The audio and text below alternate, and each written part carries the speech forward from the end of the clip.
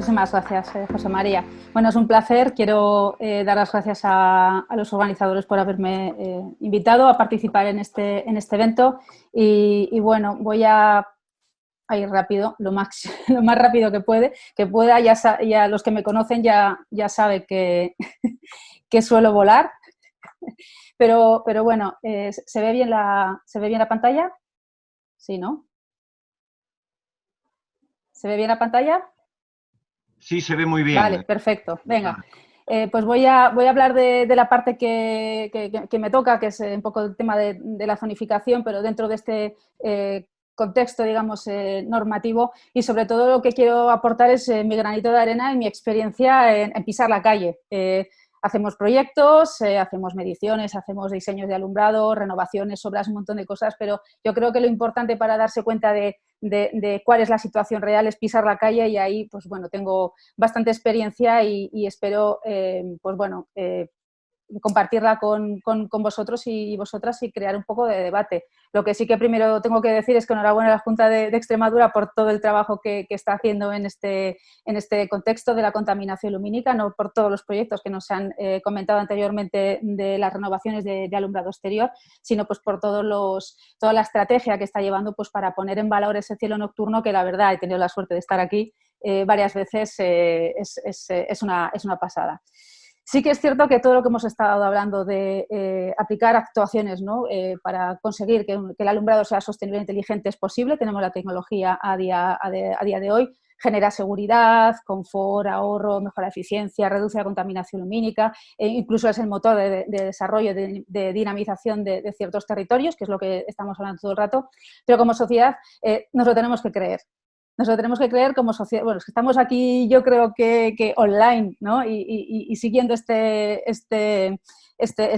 evento, este congreso, yo creo que estamos súper motivados y concienciados con todo esto, pero tenemos que hablar a los que están fuera de esta sesión de YouTube, fuera en la calle, tanto políticos como ciudadanos, obviamente, porque sin duda alguna claramente el ruido es una molestia, las emisiones de gases de efecto invernadero pues también son una molestia, y la connotación que tenemos automáticamente cuando pensamos en ellos es negativa, pero claro, ¿qué es lo que pasa con ese exceso de iluminación que no está justificada? Tenemos que iluminar las calles, de hecho lo estamos iluminando, se puede iluminar bien, pero sin pasarnos. Es decir, ese exceso de iluminación es lo que está generando la contaminación lumínica, y a día de hoy tenemos que decir que nuestros pueblos y nuestras ciudades están prácticamente inundadas de iluminación, de ese exceso de iluminación que no es necesario. Como ya ha comentado Jesús, obviamente pues hay una directiva europea muy potente en materia de contaminación acústica que está, digamos, desarrollada a nivel estatal, que te obliga, esa palabra a la que tenía tanto miedo, ahora me doy cuenta que es una palabra que tenemos que tener en cuenta. Tenemos que concienciar, tenemos que sensibilizar, pero tenemos que obligar, porque si no hay una obligación, la cosa se queda un poco como, pues bueno, pues ahí difundida. Sí, estamos motivados, estamos concienciados, tenemos pruebas totalmente contundentes del efecto que tiene ese exceso de iluminación artificial en el entorno, en las personas, en la astronomía, en la biodiversidad. Pero ¿qué? Tenemos que obligar para que eso para que todas las acciones que se están ejecutando obviamente se desarrollen pues, de una forma adecuada. Hay obligación de hacer mapas de zonificación, de afección, de molestia, mapa de ruido, evidentemente contaminación lumínica. Lo único que tenemos es el Real Decreto 1890, que sí que no obliga, pero sí permite hacer mapas de iluminación, de los niveles de iluminancia. Tú puedes calcular el nivel de iluminación que tienes en una calle y lo puedes cotejar con la normativa para saber si está sobreiluminado o no. Afortunadamente, ese Real Decreto establece niveles máximos, que ya es un adelanto respecto al reglamento anterior. Y bueno, pues también obliga de alguna manera a no producir luz intrusa. De hecho, hay ya una resolución judicial que yo creo que es interesante, y si nos da tiempo podemos hablar de ello, de molestia a un ciudadano por el tema de contaminación lumínica. Pero cuando hablamos de contaminación lumínica no estamos hablando de luxes, no estamos hablando de candelas, estamos hablando de brillo del fondo del cielo, estamos hablando de magnitudes por segundo cuadrado, y eso no está en ningún sitio. Es más, se nos llena la boca muchas veces o vemos, ¿no?, notas de prensa, incluso entrevistas en la televisión, pues de municipios que dicen, bueno, con el nuevo contrato de alumbrado hemos cambiado las luminarias a tecnología LED y hemos reducido la contaminación lumínica. Sí, eso es un análisis totalmente subjetivo. Necesitamos datos, necesitamos valores objetivos, porque si algo no se mide, como decía mi buen amigo, como dice mi buen amigo David Caladi, no existe, no hay nada. Entonces tenemos que pasar de hacer esos análisis subjetivos a hacer esos análisis objetivos. Y como también decía Salva Vara esta mañana, es que ha dado, digamos, una clave esencial. Sí, podemos medir, pero ¿eso es mucho o es poco? No hay una línea roja, no hay un límite. Necesitamos una normativa, una directiva europea. Luego, si queréis, podemos debatir, que obligue, que limite ese nivel de contaminación lumínica, de magnitudes por arco segundo al cuadrado. Y es más, esa normativa también tiene que garantizar que se siguen unos protocolos, que se mide y que se tiene que hacer un control de esa contaminación lumínica. A día de hoy, pues bueno, la parte que me toca también como auditora de la certificación Starlight, tengo que decir que evidentemente esas figuras de certificación como Monfragüe, por ejemplo, en Extremadura, sí que exigen un nivel, hay unos límites y están bastante claritos. Esa es a día de hoy, digamos, el valor que tenemos a veces de referencia. ¿Cuál es la actualidad ahora mismo? Pues bueno, tenemos legislación, que ya ha explicado antes Jesús muy rápidamente, y la verdad es que ha sido un resumen excepcional. Enhorabuena por ello, porque es muy complicado sintetizar todo lo que hay en el alumbrado, que es un poco difuso muchas veces en 5 minutos. Tenemos un Real Decreto que a día de hoy está vigente. Hay un borrador que afortunadamente, y gracias a muchas personas que están en asociaciones, tanto científicas como técnicas, como a nivel social, para la defensa del cielo, han conseguido paralizar.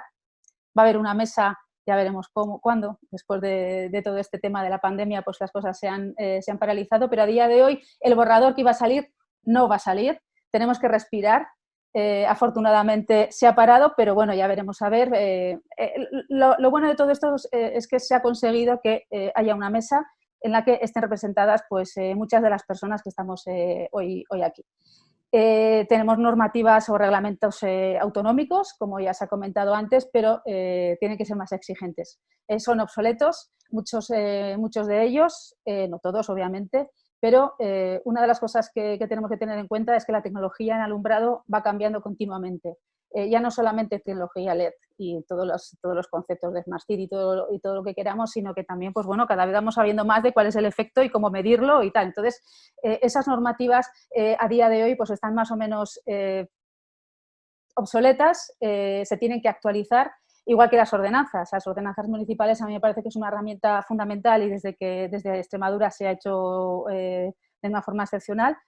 Como lo que nos ha contado antes Miguel Ruiz, de la ordenanza o el borrador de ordenanza que se publicó por parte de CEMPEX. Hay que actualizarlo, obviamente, porque pues bueno, está un poco obsoleta en algunos casos, porque la tecnología nos permite ir más allá sin iluminar menos, sin iluminar peor. Más que menos, peor. Cuando hablamos de, no, es que el nuevo cambio a LED, eso lo iba a comentar después, pero si me permitís lo comento ahora muy rápidamente. El cambio a LED, pues no vemos tanto, o vemos peor, o vemos menos. No, vemos mejor. Antes estábamos deslumbrados, antes teníamos una falsa sensación de seguridad, antes iluminamos las fachadas, ahora no. Ah, es que el alumbrado público es público. Que yo sepa, lo público es el suelo que yo piso, no la vivienda que está del vecino por encima de los 4 metros. Tenemos que tener en cuenta todas estas cosas y por eso es importante hacer esas labores de concienciación para explicar a las personas, sean técnicos o de la sociedad, ciudadanos y ciudadanas. Tenemos que pues bueno, enseñarles, mostrarles realmente que estaban equivocados, que lo bueno es lo que se está poniendo ahora. Si sigue unos criterios de sostenibilidad que se están aplicando afortunadamente en muchos territorios. Una de las cosas importantes, ya que ahora no tenemos legislación buena, digamos, que ataje realmente el problema o que por lo menos lo tenga en cuenta, como hemos hablado, pues bueno, una herramienta eficaz son las líneas de ayuda, incluso en los planes provinciales, como se están haciendo en alguna comunidad autónoma y a nivel provincial. yo desde Diputación te puedo financiar una obra siempre y cuando cumplas una serie de características. Y esas características no me las invento yo porque sí. Me las invento ¿por qué? Porque hemos hecho un análisis del territorio, hemos visto las zonas que realmente tienes que proteger, hemos hecho una zonificación. En el fondo es eso. Y bueno, pues yo creo que si un ayuntamiento necesita dinero para hacer un cambio y si cumple esa serie de características sostenibles, que sostenibles no significa apagar la luz, eso tiene que quedar muy claro y ya vamos a poner ejemplos ahora. Si tú como ayuntamiento quieres que te financie una obra, pues lo tendrás que hacer bajo estos parámetros. ¿Por qué? Porque tu pueblo está en una zona de máxima protección o porque tu pueblo está, es decir, sobre una estrategia que se tiene que definir y eso la zonificación yo creo es importante. Aparte de eso tenemos tecnología, por supuesto, tenemos el LED, es la leche el LED. ¿Por qué no? Claro que sí, pero no todo vale, no todo vale. ¿De acuerdo? Hay que tener una serie de consideraciones, no solamente porque contamine o no, sino porque hay LED de muy dudosa calidad, hay LED de distintos tipos y bueno, los que se dedican a esto, pues ya lo saben. Cuando vas a hacer un diseño de un alumbrado, te das cuenta que hay fabricantes que tienen a lo mejor 7 u 8 ópticas de una única luminaria. Modelo tal, pero tienes 7 ópticas diferentes. ¿Cuál cojo? Tienes que calcular, tienes que trabajártelo.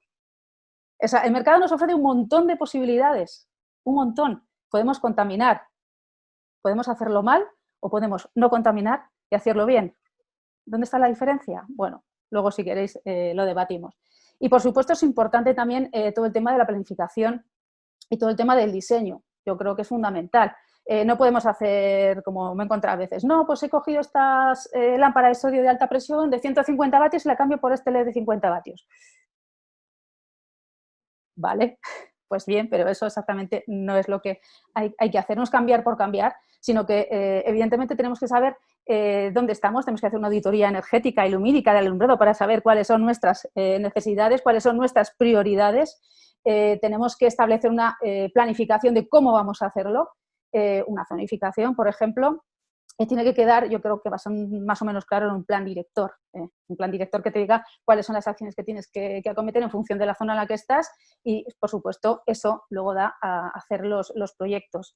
Esos proyectos, obviamente, pues tienen que ser de forma independiente. O sea, hay muchos profesionales que se dedican a esto que, bueno, son independientes de fabricantes y de mantenedores. O sea, al final cada experto, ¿no? Cada profesional tiene que trabajar en su campo y entre todos colaborar, pero cada uno en su área, digamos, ¿no?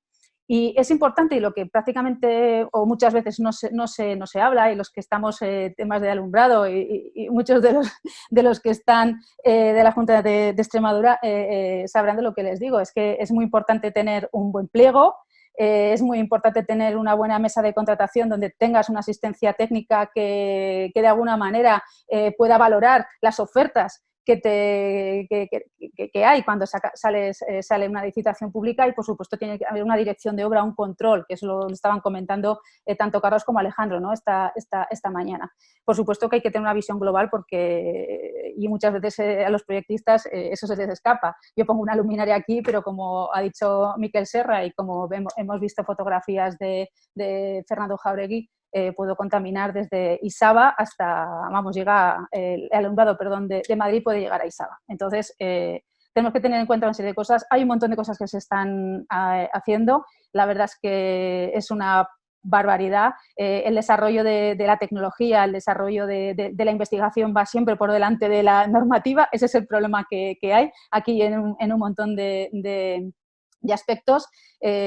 Pongo ahí el índice espectral G que diseñó o que inventó David Galadí, que luego supongo que nos explicará porque sí que es un parámetro, es objetivo y de alguna manera sí que nos indica de forma objetiva esa cantidad de luz azul que tienen los distintos focos de luz e incluso ese índice espectral G tenía que ser un aspecto crítico o un aspecto, un criterio a tener en cuenta en cada una de las zonas dentro de las zonificaciones. Este es el ejemplo de una zonificación que hemos hecho pues bueno, en la provincia de Soria, y aquí es importante porque ha sido una herramienta importante. No hay una normativa, no hay una legislación, pero sí desde Diputación Provincial lo que han hecho ha sido pues bueno, establecer esta zonificación en función de las zonas de máxima sensibilidad a la contaminación lumínica, de más a menos, digamos, y bueno, se han convocado pues, un montón de proyectos de alumbrado, todo financiado también a través de fondos FEDER para cambiar el 80 al 85% de toda la provincia, pero claro, el proyectista o la proyectista tiene que fijarse en esta zonificación para saber cómo tiene que hacer el proyecto. Y en esa zonificación no solamente te da la zona E1 y tal, sino que además hemos ido más allá, obviamente, y lo que hemos hilado fino. en este caso hablamos de flujo atmosférico superior, por supuesto, hablamos también de zonas que están apantalladas, hablamos de distintos tipos de luminarias en base a las ópticas que pueden tener y a las reconversiones que se pueden hacer, hablamos, por supuesto, de color, espectro, radiancia espectral. Hablamos también del nivel de iluminación máximo que tiene que tener cada una de esas calles. O sea, lo bueno de todo esto es que esto es un documento que una ingeniería, me da igual, que vaya a redactar un proyecto o un ayuntamiento que quiera hacer un proyecto, se coge esta zonificación, aquí se ponen todos los criterios y te dice, vale, en la calle tal, yo solo puedo poner esto. Está documentado, está aprobado y si lo quiero poner, o sea, y si no lo quiero poner, pues bueno, no me van a financiar. Yo creo que eso es importante. Y más allá que bueno, y también lo decía Salva muy bien, sí que es verdad que podemos hacer un buen trabajo en el territorio, que estamos súper concienciados sobre la contaminación lumínica, como está haciendo, por ejemplo, la Junta de Extremadura, pero si tenemos lo de fuera que les da un poco igual y están contaminando, pues bueno, muchas veces el problema lo tenemos en el interior, pero sobre todo también en el exterior. Por eso necesitamos una normativa global y si es europea, mejor todavía. El tema del pliego es súper importante porque podemos tener un buen proyecto, pero si el pliego se deja una coma, pues luego te va a venir un abogado de una empresa que está haciendo la licitación y te va a perjudicar un poco las cosas. Yo creo que es el quid de la cuestión. Porque si no tenemos un buen pliego muchas veces no hay nada que hacer, ¿no? Hemos visto situaciones, la verdad es que dramáticas muchas veces con un buen pliego, calidades y tal, y luego no sé cómo han conseguido poner luminarias de dudosa calidad que fallan más que una escopeta de ferias, ¿no? Por decirlo así de alguna manera. Hay unos requerimientos técnicos para las luminarias con tecnología LED que están publicadas por el IDAE y por el Comité Español de Iluminación y que sí o sí tienen que ser la base de todos los pliegos. Se está haciendo, evidentemente, pero sobre todo hay que hacerlo y luego direcciones de obra. Estos son ejemplos reales que nos hemos encontrado. Yo cuando hablo con propiedad porque no hablo de algo que no sé, sino algo que he visto y que he tenido la oportunidad, me iba a decir suerte, pero bueno, esto es un desastre. Básicamente porque esto también me sacude a mí, me afecta a mí al bolsillo. Están pagando con mi dinero unas obras que no cumplen ningún tipo, ya no contaminación lumínica, es que esto no cumple ni siquiera el reglamento de baja tensión. Aquí es que estamos hablando de seguridad también ciudadana, ¿de acuerdo? Esto es una chapuza y se ha hecho con un pliego y una dirección de obra. Yo ahí ya no puedo decir nada más. Este es el resultado.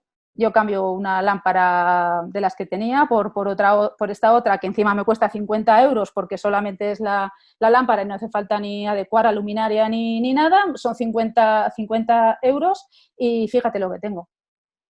Dirección de obra, pues bueno, aquí esto es un ejemplo clarísimo. Esto es un proyecto que hicimos en Lerín. El proyecto era bien claro, luminarias de una óptica tal, en cada calle iba una óptica diferente, con distintas potencias. Perfecto, digamos, bueno, perfecto, perdonad por la... Pero bueno, claramente ponía que la luminaria tenía que ir horizontal y bueno, pues al instalador se le ocurre pues inclinarla pues casi 25 grados. Fijaros la imagen de la izquierda. No, es que es para iluminar el parterre.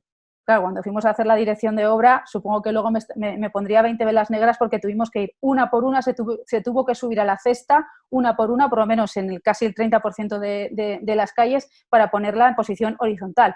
Podemos hacer un buen proyecto, puede haber un buen pliego, pero si el instalador hace lo que él cree que tiene que hacer, no por fastidiar ni mucho menos, sino porque, oye, voy a iluminar esas rosas, evidentemente estaba ya pensado para que un poco de luz y que se fuese a iluminar ese parterre, que además es súper bonito en un mirador excepcional. Entonces, pues bueno, la dirección de obra es importante. Y como también ha comentado antes Jesús y los ponentes, Carlos y Alejandro antes, pues bueno, hay que hacer un control de lo que se hace, porque es que si no, no hay nada que hacer. Estos son ejemplos de sitios en los que se ha actuado. Algunos son zonas Starlight y otros no, pero bueno, también con fondos IDAE. La tecnología nos permite hacer cosas súper chulas, nos permite reproducir muy bien los colores, como también han dicho Cristina, por ejemplo, y Federico del Instituto Astrofísico de Canarias. Es una barbaridad la potencia, ¿no?, que tenemos en nuestras manos para poder ejecutar bien los proyectos. En un pueblo que a lo mejor tienen 9 habitantes, pues bueno, se ha conseguido llegar a este nivel de uniformidad. Es que todo depende de los productos que vayas a poner. Me da igual de fabricante, hay muchos fabricantes buenos que tienen un montón de posibilidades para poder hacer bien un proyecto, pero tienes que calcular, tienes que analizar, tienes que probar, tienes que medir, tienes que comprobar. Y esto es sencillo, básicamente porque luego va a venir el vecino o la vecina y se va a quejar, a veces con razón y otras veces que no, pero bueno, vamos a concienciarle, vamos a informarle, vamos a hacerle ver lo que hay y luego ya veremos, ¿no? Pues bueno, los sistemas de telegestión. Voy a terminar ya. Debes ir concluyendo, venga. Sí, ya, perdona, ya termino. Este otro ejemplo, por ejemplo, que quería poner, pues lo importante que es la zonificación. Esta zonificación es de Andalucía, que es uno de los territorios que más estaba trabajando. Desde aquí quiero mandar también un saludo, si nos están escuchando, nuestras amigas del grupo de contaminación lumínica, que desafortunadamente a día de hoy, por todo el tema que ha habido de cambio político, pues ahora mismo pues, no están trabajando en ello. Pues bueno, pues en Almería, en el Paseo Marítimo, donde están los chiringuitos y donde es ante todo un centro turístico, pues se pone 2200 de temperatura de color, porque lo dice la normativa. Afortunadamente estaba aprobada, es obligatorio, y es que además los 2200 es un color blanco, poco dorado, pero es blanco, y encima no afecta al medio ambiente. Entonces, ¿tecnología? Por supuesto que sí, obviamente no es esta. Pero bueno, lo que tenemos es que planificar. La zonificación es súper importante y ahora Diputación de Badajoz en concreto está trabajando ahora en esto. Las ordenanzas, hay que quitar el miedo a poner 2200 y hay que quitar el miedo, hay que concienciar, hay que obligar, y eso es importante. Y puede ser que aquí haya gente que discrepe conmigo, pero si tú no obligas en una normativa a que un proyectista haga algo como tú quieres que lo haga, y lo dejas un poco abierto, pues pasa lo que pasa. Y tenemos ejemplos en todos los pueblos y todas las ciudades, ¿de acuerdo? Entonces, pues bueno, ya termino. Una cosita, y quiero también, con esto termino, porque muchas veces se hacen proyectos, hace poco, hablando con Enric Marco, por ejemplo, el otro día, que ahora mismo es el presidente de Cellfox. Valencia va a cambiar el alumbrado, limitando a 2700 la temperatura de color. Es un éxito. ¿Por qué? Porque no se va a poner 4000 Kelvin. Ese es el éxito, conseguir que no se pongan 4000 Kelvin, que se podían haber puesto 2200, pues igual sí, pero el éxito es ese, ¿de acuerdo? Sin más.